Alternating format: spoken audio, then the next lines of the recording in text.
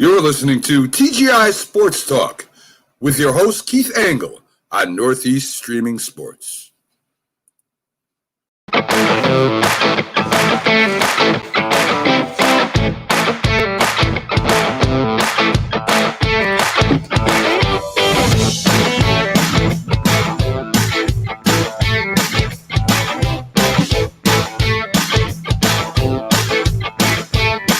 Good morning, guys. Good morning. It's Friday, February 12th. We're a little bit early, starting a little bit early, but I'm on time now. The interview I did last night with Doug DeCinces went really long. Not really long, a little bit long. And I got some things to get done right after the interview, so I wanted to get started right on time. So welcome to a freezing cold day here in East Greenbush. I think when I got up this morning about 5:20, it was about 3 degrees. So we're in the middle of a winter cold blast. So there's your weather update, which I know some of you don't like, but I apologize. Listen, thank you to last week's guest, Roger Weiland and from WNYT TV and Ken Schott from the Daily Gazette. We all three went down in flames on our Super Bowl predictions, and there's been plenty of talk about that, and I'm sure I'll recap that a little bit on Sunday's show. And I'll try not to get into the frame of mind that I was in last night when I did my vlog, my weekly vlog that involves some nonsense surrounding Tom Brady. So we won't get into that today. I want to thank all the groups that allow me to share this, as I say every week. Some have asked me to mention them, and I can't. I mean, if you don't want to share the content, I certainly understand. I do appreciate it when you do. It's good for me, but it's good for you. There's always good content and relevant interviews or commentary or whatever it might be if I'm posting these to your page. So I do appreciate the ones that let those go through. And if you don't want to approve the post, I understand. And all of you that watch weekly, good morning, Dave Guyette. Always the first one to say good morning, get in the room. Appreciate your support weekly or bi-weekly, multi-weekly. I don't know what the right term is. But again, thank you, all of you. And also, thank you to Northeast Streaming Sports. We're doing great things over there. There's some great shows, guys. Real quick, let me run down. Mac and Jack show is really the spearhead of this. John McGrath, who runs that show, has really spearheaded Northeast Streaming Sports, and we're really doing some good things. I think we got 16 or 17 shows up, gone to over 1,000 followers in just less than a month. And we're on YouTube. We got a YouTube channel now. We're live in the UK. Shows all up and down the Eastern Seaboard, in Louisiana. So we're having a lot of fun with this, and it's helping each and every show gain some traction. Some of the shows that are on there I'll mention today: Homie and the Dude, Frankly Speaking Sports. I've been on Frankly Speaking Sports as a guest. Great guys. Safety and a Sports Writer, really great show. Was on with them this week. Check them out. Four Stripes on Ice, have not been on yet. Stu's Wrestling Podcast is live from the UK. If you're a wrestling fan, check it out. Good stuff. We got Robert Butler with Sports Scope. Everything. He covers football. He covers all the national sports. Football was one of his fortes, and he was on with us with a Super Bowl preview show. So Robert's really good. And I just lost the rest of them. Darn it. I wanted to go through them all. Let me go quick. We got some new shows that may be coming aboard. One definitely coming aboard is The Last Word on Hockey with Jim Bresling and Mark Weiss. They'll be coming aboard here very shortly as soon as they get themselves set up. And the shows that I'm missing, I apologize. I know there's some new ones what we're talking about. I don't mean any disrespect by missing you, but thank you for your contributions, and I think we're going to continue to grow. Frankie C is another one I missed. I know Frankie C was on with us the other day. I'm trying to think of some of the other guys that came on. I'll get a list of the shows. I'll post them to my page as well. And but check out Northeast Streaming Sports. If you haven't liked and followed it, if you haven't liked and followed my show, follow the page, TGI Sports Talk, obviously, and also follow Northeast Streaming Sports. Listen, my guest today I want to get into it. I had to tape this interview last night because Doug DeCinces is in California, and he did not want to get up at 5 a.m., which I don't blame him. But Doug was a longtime Major League Baseball player, played from 73 to 87, mostly with the Orioles and the Angels, finished up his career with the Cardinals, but it was kind of just a cup of coffee. But Doug had a great career. Played on some very teams that were really good and came very close to winning it all and didn't happen. We'll talk about that. We'll talk about some things that revolved around some of those failures. The managers he played with, replacing the iconic Brooks Robinson at third base in Baltimore. And I told Doug during the interview, I don't think he gets his due, especially as a defensive player. Never won a Gold Glove. It's shocking to me. He never wore a Gold Glove. Won a Gold Glove. Yeah, he probably maybe wore a Gold Glove, but he never won one. My guy Greg Nettles won a couple, and you know what? Deservedly so. But I can tell you that Doug DeCinces should have won at least one, if not more. So anyway, we're going to play that interview. I'll be back to wrap up the show. It's a really good interview. Doug was really a great guest. Let me get that queued up. We'll play that interview. I'll be back to wrap up the show, and we'll talk about the weekend show and next Friday. So I'll see you back here in just a bit. See you guys.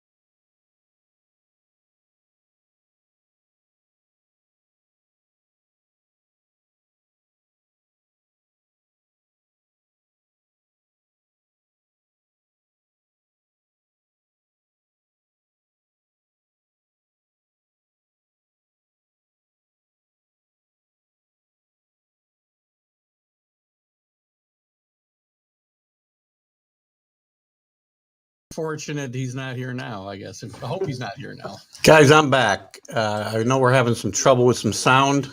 Thanks, Dave Gatt, for letting me know that. Let me see what I can do about that. I've not had this problem before, but I got an idea. Guys, I'm back. I know we're having some trouble with some sound. Thanks, Dave Gatt, for letting me know that. Let me see what I can do about that.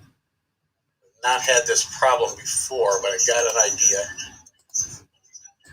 Guys, I'm back. I know we're having some trouble with some sound. Thanks, Dave Gatt, for letting me know that. Let me see what I can do about that.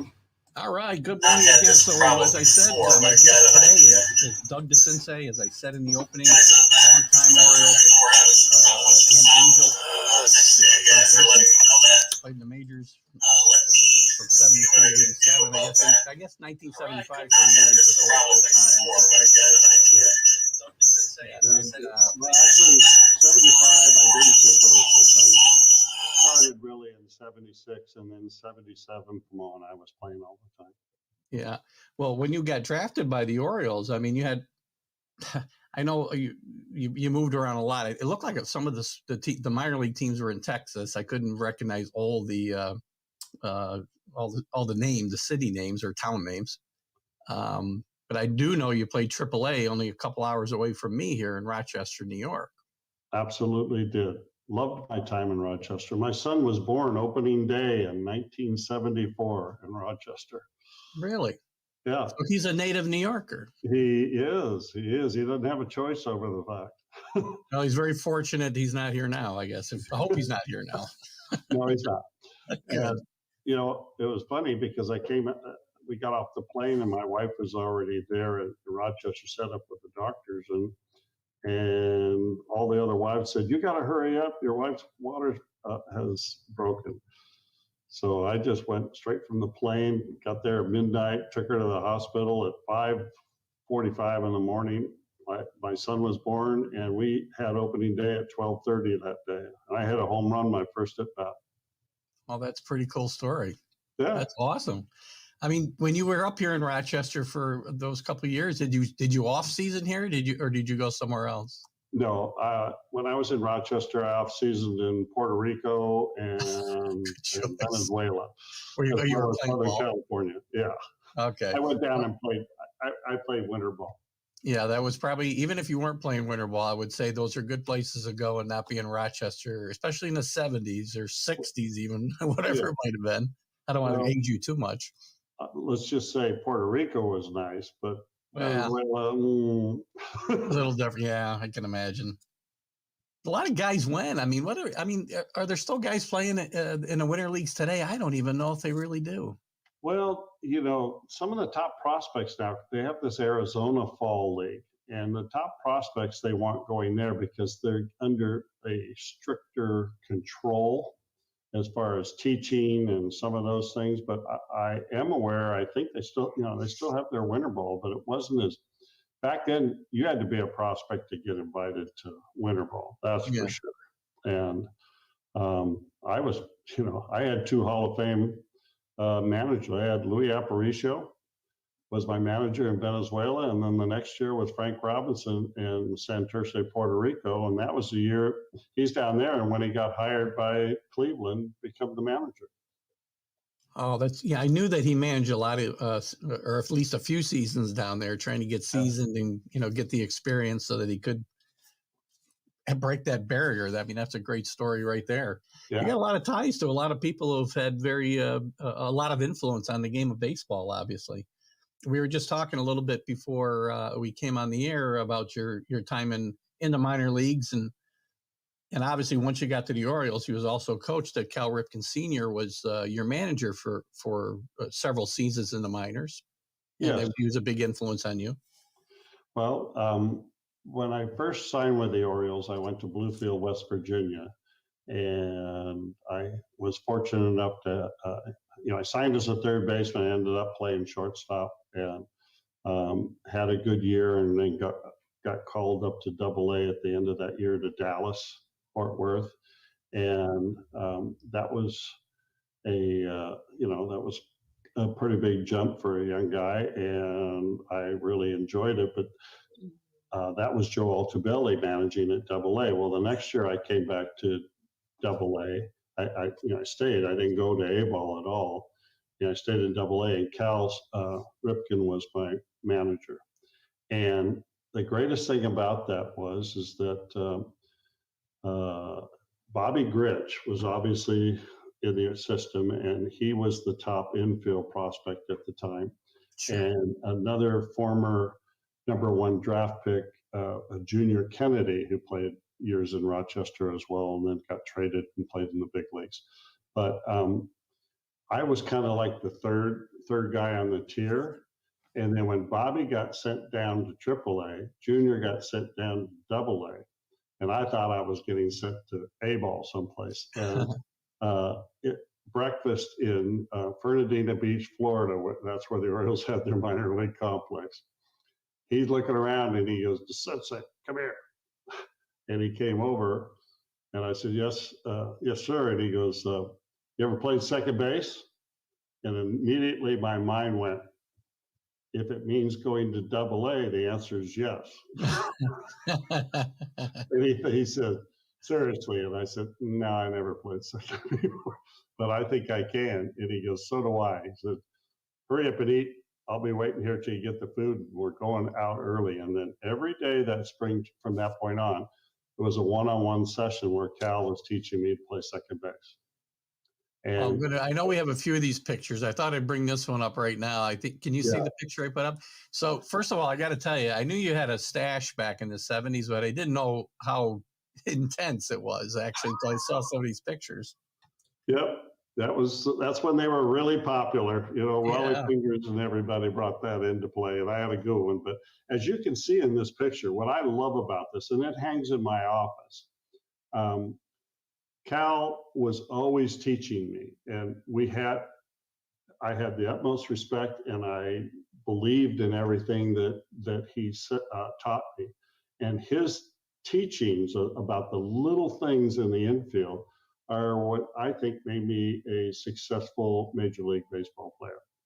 Well, And it was no surprise that when Cal Jr. came up, I mean, he had the same mental capacity that his dad put in him, as well as Billy Ripken. We became students of the game, and Cal Sr. was awesome. And I call him my baseball dad, because we had so many years together in the big leagues. And one time I got honored at Memorial Stadium, and it was in the middle of a game, and Cal was coaching third, and I was getting kind of a standing ovation, and I just walked down to him and I said, none of this happens without, the time and dedication that you gave me.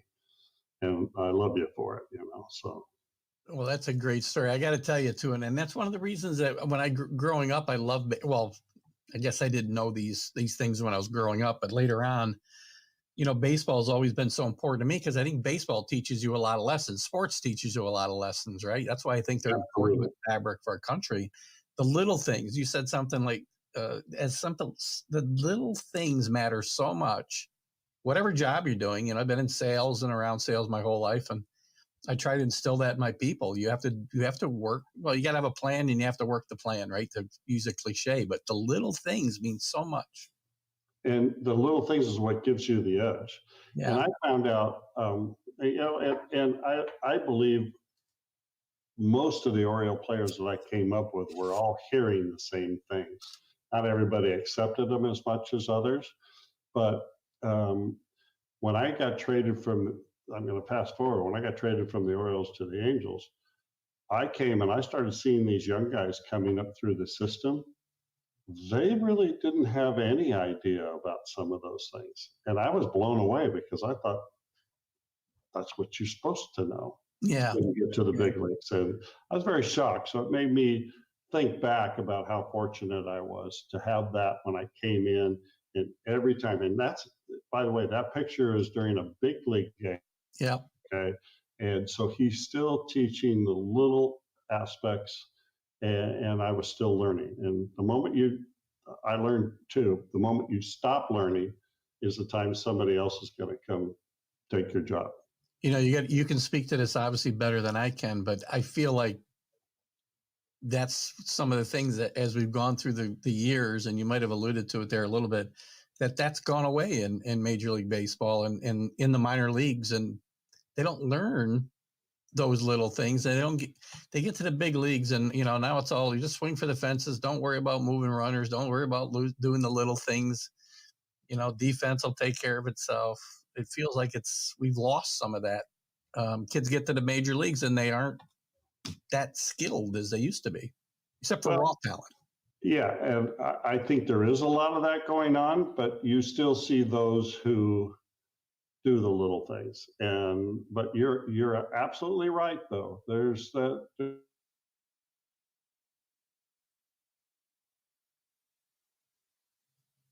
Et cetera.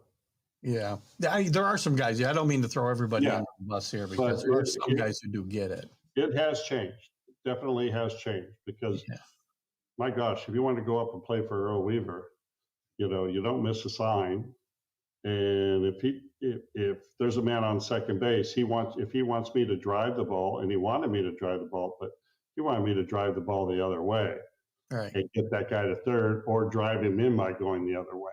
He didn't want to see a one-hop ground ball to the shortstop or the third baseman. Well, and that's how, and that's a first division. There's a difference between a first division player and a second division player, in my opinion.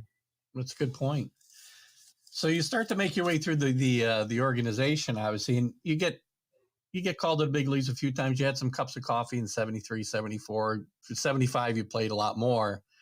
But as you started to get yourself ingrained in the Oriole organization, you had an unenviable job of replacing an icon at third base in Brooks Robinson. What was the pressure like in that situation? Well, It's very funny because my first big league spring training was in '73, and I was going to Rochester. And just before I got sent down, Billy Hunter and Jim Fry and another coach pulled me off to the side and said, "Look, we know you can play second. We've seen you play short. We know you can play first, but the only position on this team that's going to be open in the near future is because of Brooksy's age, and we want you to go and play third base." I went, "Whoa, wait a minute." I said, "You want me to replace Brooks Robinson?" And Billy Hunter, in his infinite wisdom, was, pretty straightforward, spit the tobacco juice out, and he goes, "Son, you want to play in the big leagues? You better go down there and play good at third." And so I went down. I had no choice. Then all of a sudden, I got to Rochester as a third baseman, and articles started coming out. And this is the heir apparent to the throne and all these things. And, it wasn't me going around to say that. I was like, "Oh, no, I'm just trying to do myself whatever it takes to get to the big leagues." And right now, that's the only position open because we have Belanger. Belanger was still young, and he was at shortstop and one of the best, Golden Glove best shortstops in the majors. Then we had Gritch at second base, who's young and outstanding defensively and offensively, just a great player. And where else was I going to go play? Yeah. So go play third and learn it. And I did. And how about Brooks? How was he? Did he help mentor you when you got to the big club? Or? I have to tell you, Brooks and I had a great relationship. We have a great relationship today. We don't see each other as much, that kind of thing. But Brooks knows how much I admire him. And it was not easy by any means taking his job. And the fans, I got hate mail, I got booed just when they announced my name to go in and play, because there were articles written about, okay, he's the guy that's supposed to be taking Brooks's place. So every time I came in, they didn't want to see me. Yeah. They wanted the guy they loved. In all honesty, I always say this. I think if Brooks was a politician, he would have won mayor and governor at the same election if he wanted to. And but our relationship, I watched him when I wasn't playing every day. I watched him when I was playing shortstop when he was a third. I was aware of all the things that he was doing because I knew sooner or later that was going to be my job. And and I feel like I picked up, and that's in honor of him. But I used his footwork. And fortunately for me, I think that I was quicker than Brooks. Brooks was not really quick, but he was very quick on his first step. His first step was what allowed, if you don't have that playing third base, you're going to be a sedentary third baseman where you got the range as far as you can follow one way or the other. But that first step, the difference between being a great third baseman is that you got to have that anticipation and cat-like reflexes, because the ball's coming down there off that bat. It's quick. And you just have to be all given to following the ball off the bat. And Brooks told me a lot of that. I watched his footwork. We talked about it, how to play different guys, and he was always forthright in trying to help that way. Never a bitter moment. It was funny, one day we're driving to spring training together. We happened to be staying in Fort Lauderdale near each other. So to drive down to Miami, we would meet, we both drive in, and I'm reading the paper by a columnist again. And it says, well, apparently there's a rift between Brooks Robinson and Doug DeCinces. We're fighting this job over, and, the fireworks are about to explode. And I said, I'm reading this, and I said, Brooks, is there something wrong between you and I? Because did you say something to this guy? And he goes, what are you talking about? And I read him, and he started laughing, and we were both laughing. We're going, that was my real first lesson too, about you just can't trust what the columnists are going to write. Well, they had to sell newspapers, right? So if there wasn't news, you had to make it up. We were laughing because there was not an issue with either of us. Utmost respect for the man. And I think That's you have awesome. a picture. I want to talk about that other picture if you have it. Let's see. I got to scroll through it. Let me put it up. Is there one of Brooksy and I. Yeah, hang on a second, because now I got to go over here and scroll a little bit. Come on, Brooks. I should have found a way to put these in chronological order. There you go. Okay, this is thanks Brooks Robinson Day in Baltimore. Yeah.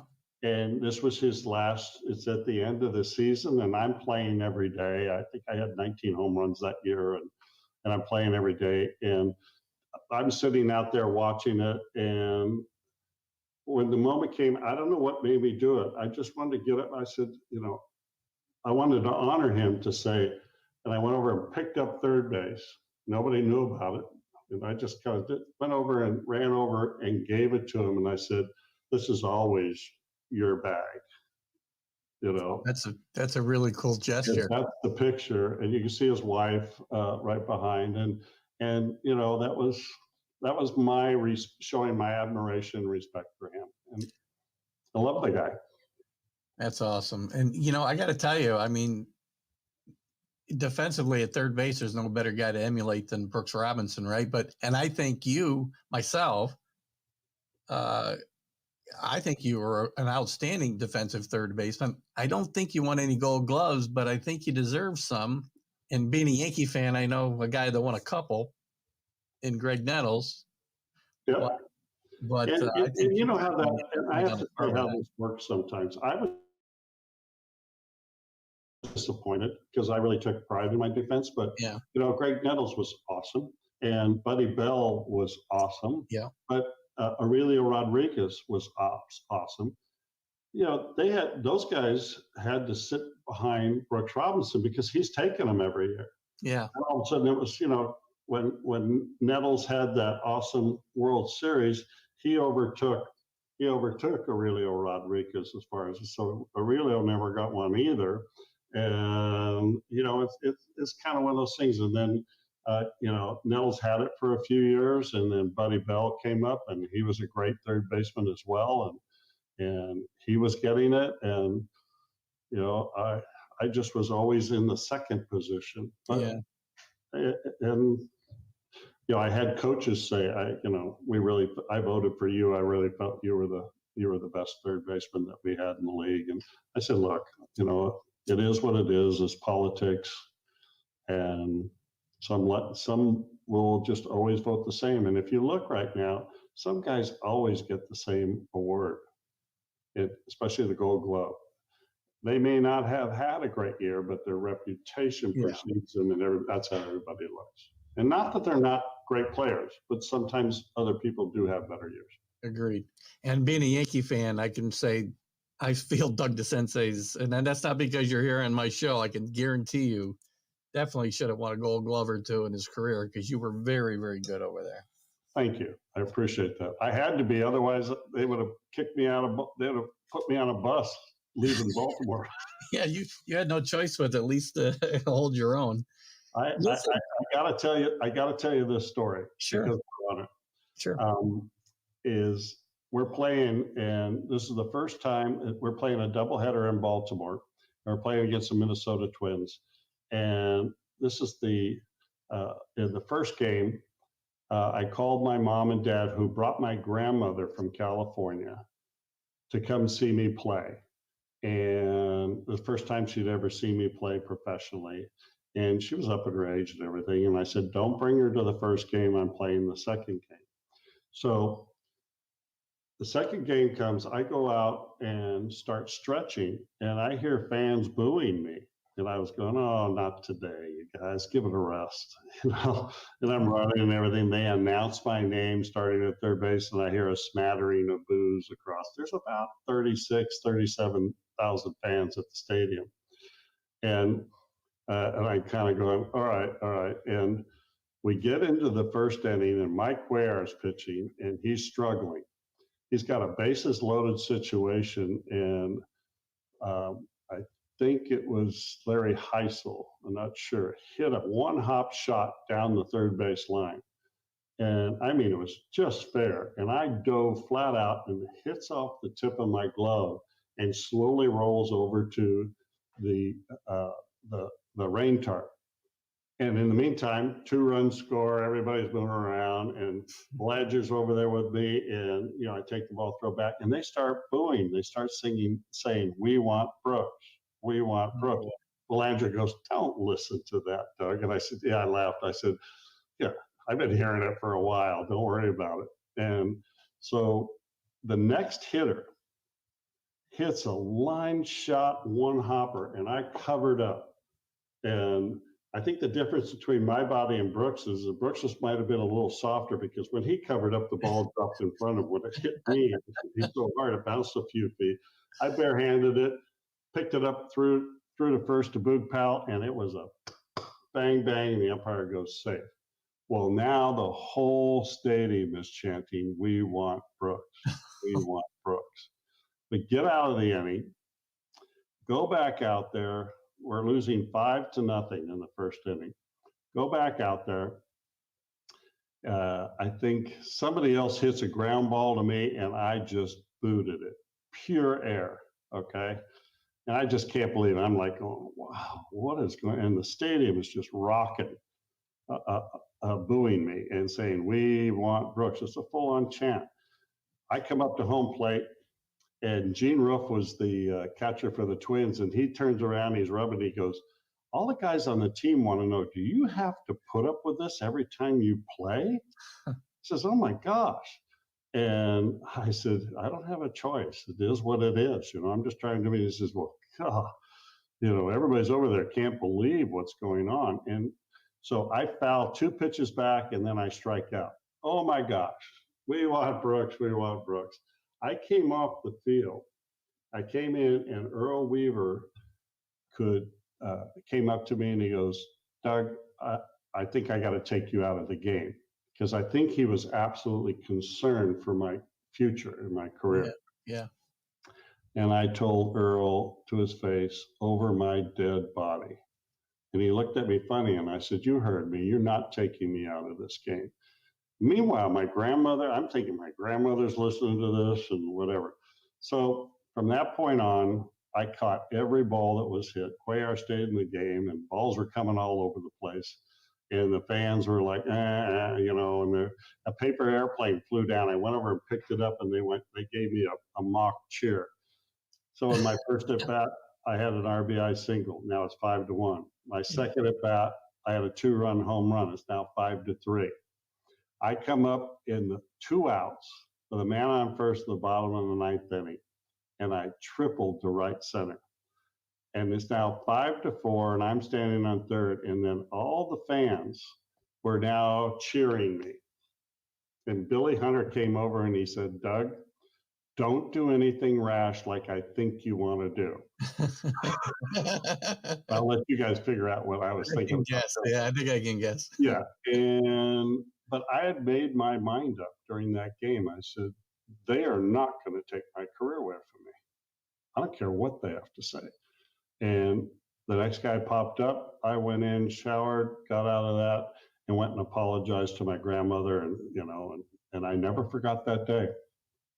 It's still very visible to me today. Yeah, obviously it's very vivid in your memory. I mean, do you have a memory of when maybe it clicked and they accepted you as the man and Brooks was not coming back? Yeah, well, I think that happened in '78. I started to get a better feeling with that. I had 28 home runs that year, and things were, and in '79 was really the click when I hit the home run to start Oriole Magic in Baltimore. And that was good. That was very good. So that's good. And I love playing in Baltimore, and I love my teammates and everything like that. We just had a very close relationship. Earl was tough to play for. Flat out tough to play for. Did you like playing for Earl? I mean, was he tough, in a way that he made you better, or was it just made it difficult? Interesting question. There's a reason Earl Weaver's in the Hall of Fame, and he deserves to be there. Yeah. before computers and things like that, Earl had his index cards. He knew who hit who, what the averages were, all the different things. He could always size up. That's why he loved the platoon, the catcher and left field, because he always had the right guys going. When I was there, where we had Gary Renicky and Lowenstein in left, it was about as good as a left field. You add those two guys together, and they were incredible numbers. Yeah. And it was, it just worked. Earl told me later, because he rode me a lot, and he thought that if he rode me, it would get my mind off of all the other clutter that comes with replacing Brooks Robinson. Mm-hmm. But he pushed me to the point where, we almost had a fist fight in the dugout. And thank God for a policeman, I saved my career.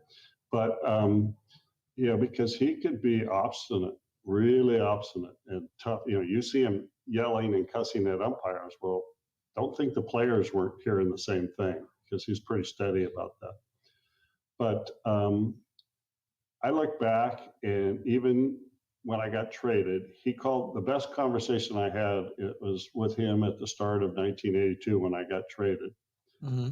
And he talked on the phone for 2 hours, and he explained himself. And I understood it, but I understood it a lot better then. And our relationship was better. He just never wanted Cal Ripken to play third, and he wanted me to play short. But the owner came in and said DeCinces was a player rep. He's gone, and Cal's going to be playing third. And Earl switched it, 3 weeks into the season? He moved him over, and then he had no third baseman.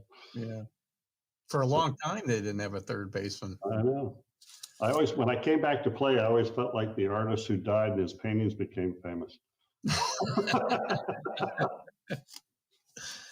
Oh gosh. So listen, as you came up with the Orioles, you mentioned some of the guys you came through the systems with, like Gritch and Don Baylor. I don't think you mentioned, but he came up. He was a tremendous player. I think Bunbury and Rich Coggins were in that same era. Is there a guy that you were coming up through the system with that you were surprised didn't make it bigger? Or yes, Jimmy Fuller. Jimmy Fuller, if you go back and look at his minor league stats, he struck out maybe 130 to 145, maybe 150 times, which in today's world is nothing. Yeah, that's because he hit 42 home runs and he hit 100 and something RBIs. When he came to the big leagues, and he and I were, we played in Puerto Rico together, and we were teammates for years in the Orioles system. And this guy could play, and he could hit. He could also look very bad at home plate by getting fooled when he was out of his swing. But when he was on his swing, there was nobody that had his kind of power and ability to drive in runs like he could. And that was probably the biggest surprise to me, because he had a rocket arm in right field and he could hit. And he just, the Orioles, Earl didn't like it when he was swinging at balls in the dirt, and they traded him for Lee May. He came around 40 years too early, because today he'd be a superstar probably. Oh, are you kidding? They'd be begging for him. Yeah. Well, again, you were on teams that were really good. The competitive, winning divisions, or at least competing for division titles every year. 79, you finally get to the World Series and suffer a tough loss. Not your last tough loss in the postseason, unfortunately for you and others. But how was that? And I got to ask you a question too before we get off the 79 World Series. You guys played the Pirates and got up 3-1 and ended up losing the series. Unfortunately, I was actually rooting for the Orioles in that series as a Yankee fan. Good. You should if you're a Yankee fan. Yeah. now I was an American League guy, so. Yeah, absolutely. What was it like to finally, reach? In 74, the team made the playoffs, but I don't know that you played that much. I didn't play. Matter of fact, it came down to Frank Baker and myself going, but I was called up later. Yeah. And they kept Frank Baker as the utility. So you weren't on the roster for the playoffs, and they ended up losing didn't they lose that that year to Oakland. Yes. Yeah, to Oakland, yeah. But I was with the team. I just didn't suit up. So 79, you get there and you get your first real experience in the postseason. What was that like? How did it feel to really be on the big stage?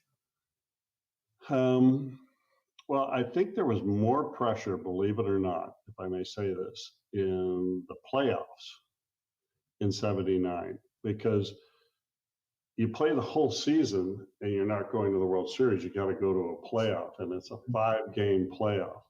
And, that can be rather difficult. And a lot of things can go in either way. And here we are facing Frank Tanana and Nolan Ryan.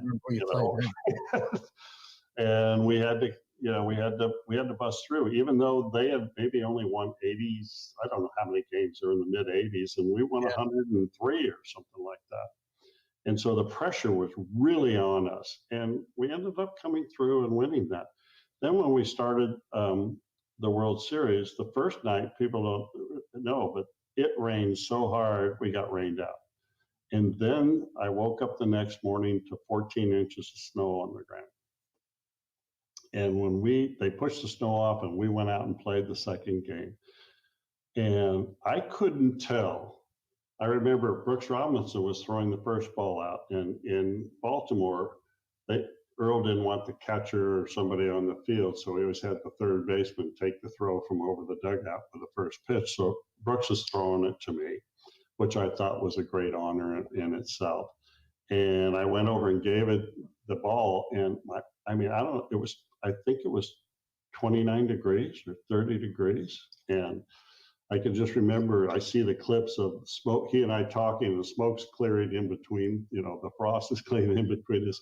But my first at bat, when I was on deck, I couldn't believe it. I don't know if it was my nerves or I was cold, but all my body was jumping. I know it was the nerves. It was the excitement. It was the adrenaline. It was everything. It's like, oh my gosh, it's finally coming. My whole life, I dreamed about playing in the World Series. What kid during the summer didn't pound his wiffle ball bat and say, now batting in the World Series, and it's New York Yankees or whoever you are, but you announce your own self. All of a sudden, I walked up to home plate. I had to step back out of the box. I had to regain the control of my body. And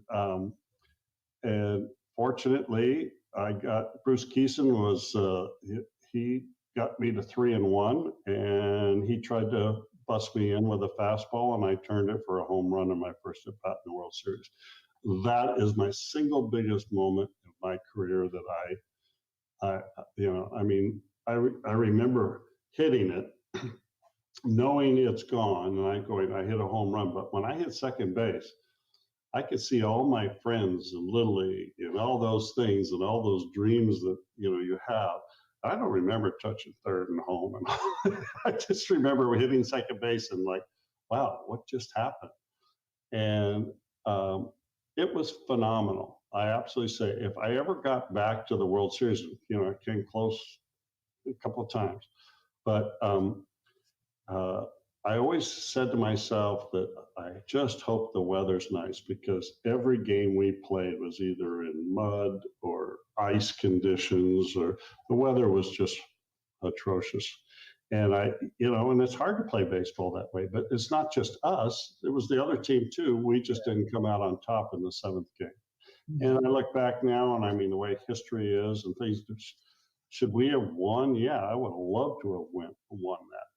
But then Willie Stargell and all his greatness that he was as a person and a player, it just became his time. I look back and I said, yeah, it was his time. They hit those couple of home runs at the end of each of the last 3 games. You just kind of went, wow, Yeah, phenomenal series for sure. It was tough to take. But it was still a thrill. And to this day, I wear my World Series ring. Awesome.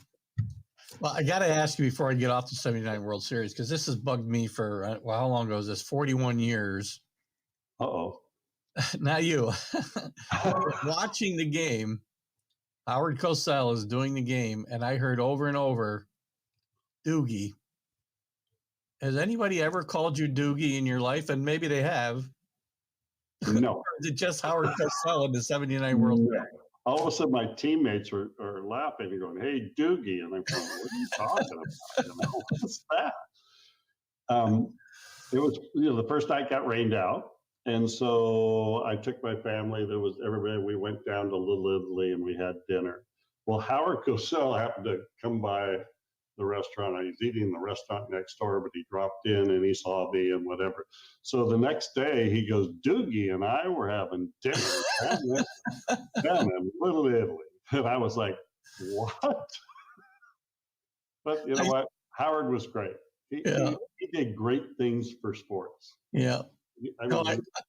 I agree. It's funny. You must think I'm crazy and really need to get a life that I've thought about this for 41 years. And never did I think I'd have, Doug DeCinces in front of me and say, "Did anybody ever call you Doogie except Howard?"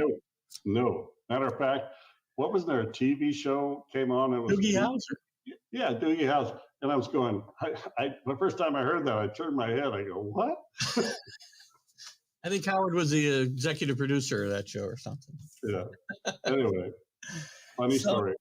So your career kind of goes on, and your time with the Orioles comes to an end. I think you had kind of alluded earlier that maybe not. It wasn't an amicable parting.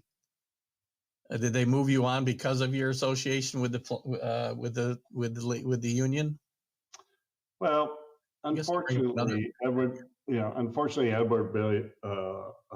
Bennett Williams was my owner at the time, and you can see this picture. That's Marvin Miller, who is the person who should be in the Hall of Fame, by the way, clearly. And Bob Boone is my counterpart. He's the National League rep. I'm the American League rep.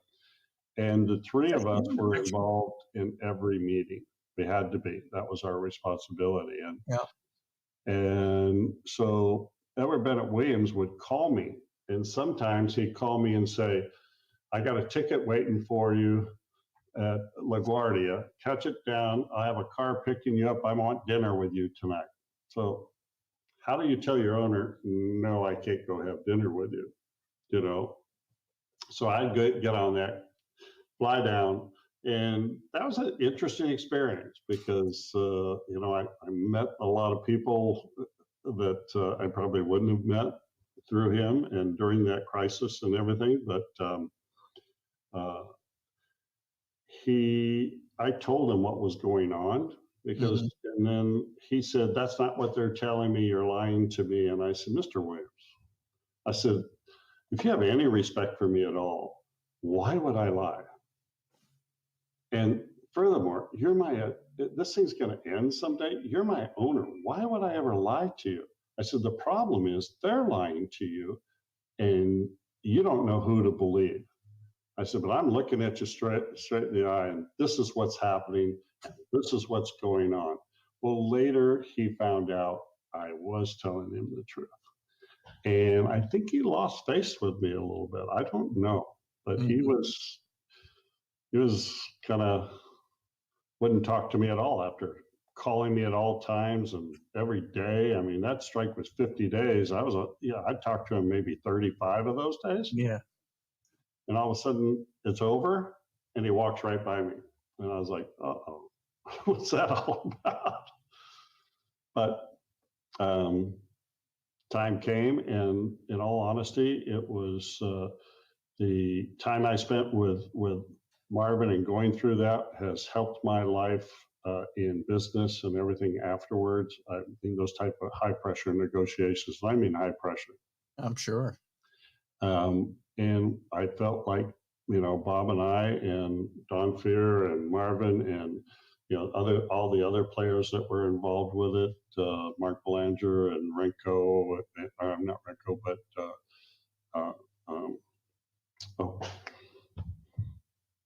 Steve. Why am I drawing a blank? I'm sorry about that. That's okay. For Montreal. I'm just sorry. Steve Rogers. Yeah, Steve Rogers. I'm sorry. And we were there all through this thing and banging our heads, trying to make things happen, whatever. And finally, I think when it came to an end and we were back playing, and then all of a sudden Cal Ripken's coming up. And let's face it, we all knew Cal could play. We've seen him. I mean, he was great. But Earl called me right after the trade and told me, he says, I want you to know that I walked out of that meeting and I slammed my fist down and said, you are not trading DeCinces as my starting third baseman, and Cal's going to be my third baseman. And that's it. I'm the manager. That's my team.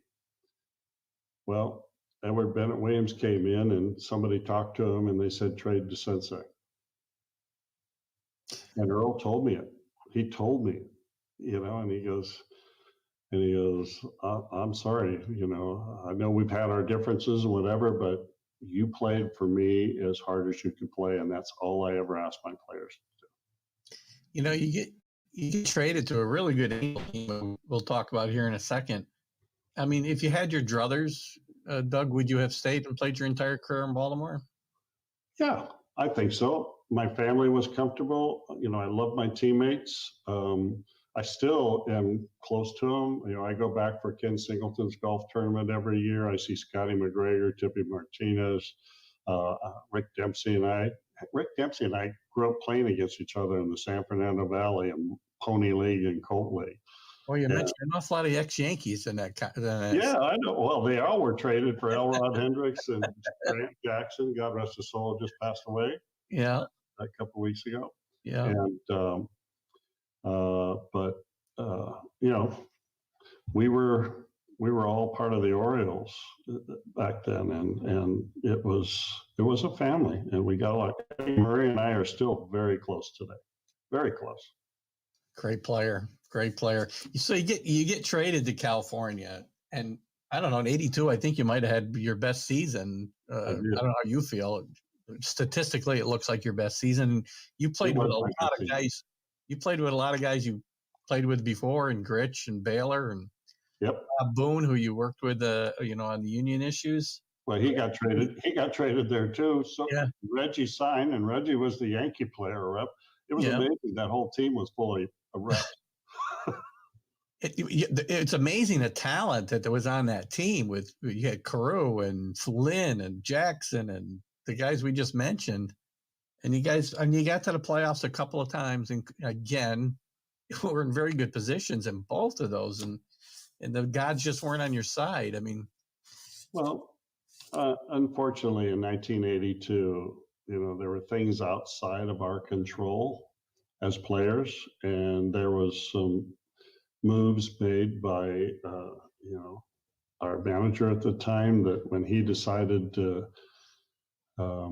We were playing Milwaukee, and trust me, Milwaukee had a great lineup. I mean, a couple Hall of Famers and everything else in it. But we felt we were the best team, but we didn't quite have the pitching that maybe we should have had or could have had, because we had our number one closer, Aussie, went down with a bad arm, and we had a couple of other injuries, but we had guys that were gutsy and knew how to play. And we had four MVPs on that team. We had Lynn, Gritch, Baylor, and Jackson. Yeah. So the personalities are pretty strong in there. But you know what? When it came to playing, we were all there. Reggie could get out of hand every once in a while, but then Don Baylor was always there to make sure Reggie was back where he was supposed to be. It always seemed like he was the sergeant in the room. Don Baylor was fabulous. What a specimen of a human being. I mean, he had compassion, but don't cross it. Yeah. If you're the opponent, you better respect him. If you disrespect him, he's going to let you know. And he's a guy that I can't remember anybody saying a bad word about in baseball. And he seemed from, looking at the outside, from the outside, and you can speak to this better than I, that he was a better person than he was a ball player. He was both. Trust me. He was both.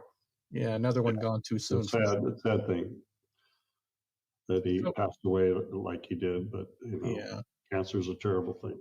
It is. And it's been a rough year for a lot of Hall of Famers. Just Hall Something of Famers. in the water near where you guys are living, or what? What's that? something in the water where you guys are living when those guys come back and all of a sudden they're not making it back?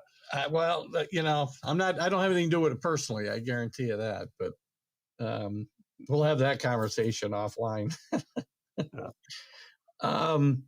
So great. So yeah, great. I mean, who of all those great players you played with, we mentioned Don Baylor, obviously, he's got to be one of your favorites, but I mean, I mean, Bobby Grich I wanted to ask you this about Bobby Grich. Bobby Grich felt like a guy, and I think injuries really took its toll on Bobby Grich in his career, because I know he's banged up a lot. But he had a lot of talent. And it just seemed like he had some really good years, but it seemed like he would have been a shoe-in Hall of Famer. And was it the injuries that really got to him, or? Well, I think he had back surgery, and that lingered with him for a couple of years. But still, I don't know if there are other, second basemen I would pick over Bobby. I mean, nobody turned the double play like he did. I mean, he had a strong arm, and I mean, he very few errors, always was in the right spot. I mean, if I backhanded the ball at third and turned to throw, he knew where I was throwing it, and I knew where he was going to be. Yeah. And we also had Tim Foley, who came over and had one of his greatest years defensively, and it was really a great overall team that way, man for man. I was going to ask you if there was Bobby was solid, always there. Yeah, it's funny because I do remember when free agency first hit the scene, 76 or 77, I get. Well, 76 was the first big year, right? A big free agent class. 77 comes along, and I know that when George wanted Reggie, Billy Martin didn't want Reggie, obviously, as we all know, and he wanted Bobby Grich. Oh, I know. And Joe Rudy, if I remember right. That's the two guys he wanted. He really went after Grich. Yeah. But see, the only thing that New York lacked in that offer was the Pacific Ocean and all the pretty ladies walking on the beach. Yeah, I don't think George could ever make that happen. No, I don't think he's going to be able to overcome that. And Bobby was born and raised in Long Beach out here, and Bobby and I are, I just talked to him a little while ago. We're going on a trip together, and we're very close. Give him my number. I want him on the show. Okay, I'll let him know. I'd love that if you would do that. That'd be awesome. So I was trying to get around to, I guess, because of all those, with all that star-studded cast. I mean, who were the unsung heroes on those 80s Angels teams? Well, I think Brian Downing was so solid as a player and so dedicated to doing whatever it took to win. He was, and for him to hit leadoff, hitting 20-something home runs and doing the things he did, but he would walk 110 times a year, and he wouldn't strike out that many times. And, he was, I would say, out of all the stars, I mean, that year, here, Carew's trying to hit 400 for a while, and Reggie leads the league in home runs, and, everybody's having good years, which made us that much better. Picture with Carew somewhere. There you go. No, that's Baylor. Oh, Baylor. Sorry, I thought I saw a picture with Carew somewhere. There is one with Carew too. There's Baylor. That's Carew. Carew and you, yeah. Yeah, and Rod was. He's playing first base, and when we come off the game sometimes and you see my uniform's all dirty from diving, Foley's is dirty, Grich's is dirty, and Rod is white, that clean white home uni. And finally we said, Rod, there's something wrong here. And so we used to razz him a lot, especially in the field. And one time he dove and caught the ball and threw the guy out sitting on his butt. And all of us stood there in the infield. We were clapping because it's the first time we saw him get dirty. You know, he's running off the field afterwards, and we're all busting up laughing because that used to be our kind of joke with crew. They said, Rod, you know, after a game, Rod, don't worry, you don't need your uniform washed. You know, it'll be fine for tomorrow. Do you still have contact with Rod today or no? Oh, very much so. How's he doing after his They transplant? get together for dinner all the time. It's Bobby, Freddie Lynn, and Rod Carew and myself with the wives. And how's that Rod doing these days after the heart he's transplant? doing much, much better. That's all. That was really touch and go. Yeah, Really touch and go. another great guy. Yeah. Give them all my number, Doug. I need all these guys on my show. And, you know, I mean, I look at that with Baylor, you know, that picture of Baylor is just, Yeah. you know, total respect of who he is and everything. I mean, he's just so solid. Never show anybody up. Just Yep. do my job and come back through. I got to tell you, I'm not judgmental in any way, but I like you better without the stash. I got to tell you. Okay, thanks. You're too good looking a guy to be covering that face up with that. Well, thank you. The Craig Stadler mustache there. Yeah, it was definitely. What else we got going on here? What's this picture here? That's my first at bat in the World Series, and that's me coming to home plate after hitting the home run in the first inning. Oh, cool! And that's a picture, I'm guessing, because I saw some. You must have that on your wall or something, right? Yeah, it is. All these pictures are on my wall in my office. This next one is for all you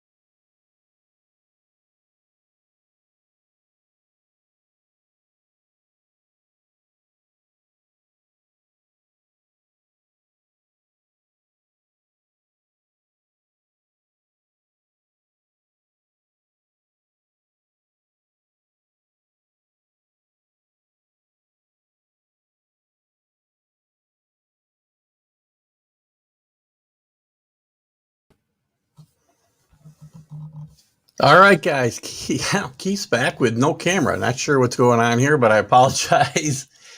Oh, a couple of little issues today. No big deal, I guess. Let me wrap up the show. Thanks to Doug DeCinces. Great interview today. I'm playing with my camera, but I'm not going to play very long because I've got to get off of here, unfortunately.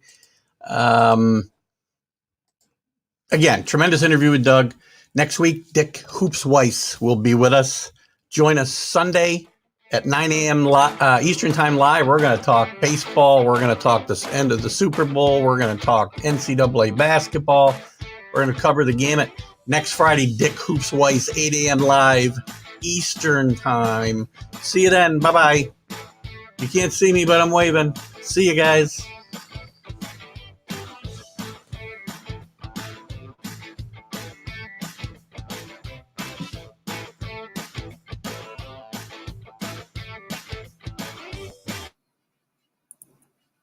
You're listening to TGI Sports Talk with your host, Keith Angle, on Northeast Streaming Sports.